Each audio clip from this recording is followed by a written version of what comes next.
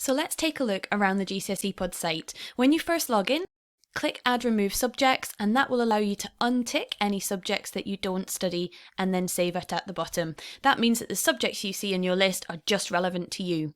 To start learning, click a subject and you'll see that all of the topics are relevant to the exam board, and that's because your teachers have already set the correct exam board for each subject that you study to make sure that you're looking at the right material.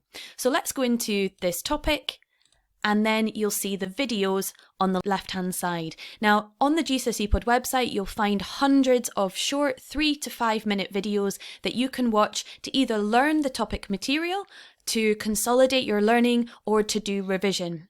As you're watching these pods, it's really good to take some notes, maybe draw down any of the diagrams that you see and copy them into a jotter, and to perhaps try creating a spider diagram or a word map of the keywords that you hear in the pod.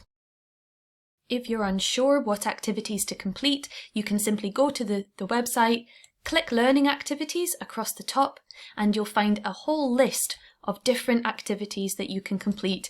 Each one is designed for you to do independently. You don't need to wait for your teacher to ask you, and these are all designed to get the information to stick into your long-term memory.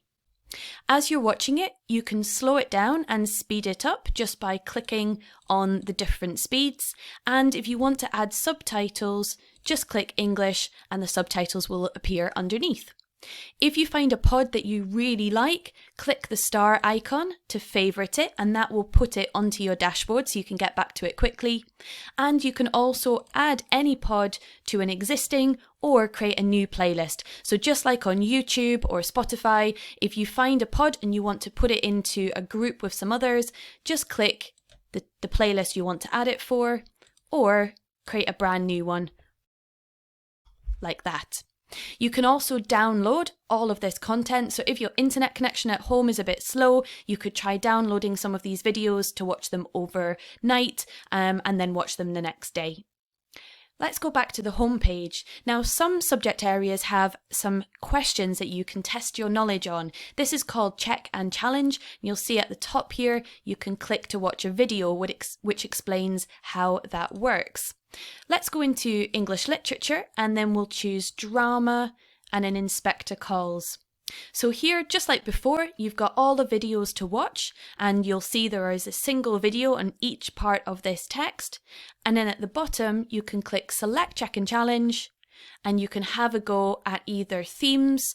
You can look at characters, context, or methods.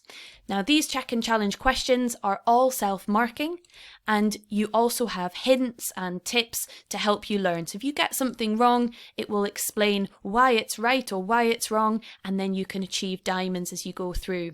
These are really great questions to test your knowledge and make sure that what you've learned in the pod has stuck.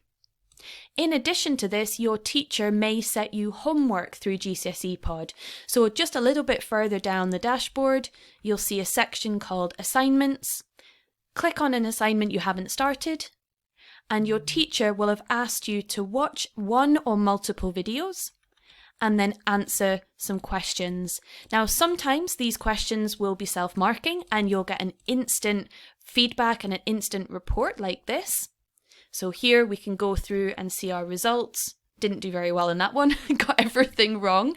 And then once you've got your report, you can then view your Boost playlist. And your Boost playlist will collate any videos relevant to questions that you got wrong. So these are a really good way to improve your knowledge and make sure that you're filling any knowledge gaps that you've got. It might be that your teacher needs to mark and give you feedback. So if we go into the assignments area on the left here and go to an assignment that we've already completed, you'll see that some of these assignments have got teacher feedback. So this one here says unread message. I can click on that and then I can view the feedback from my teacher right here. You can then add a response if you want to, and send that back to your teacher. Perhaps if they've asked you to expand on your answer, you might want to explain a little bit more and try and get a higher mark.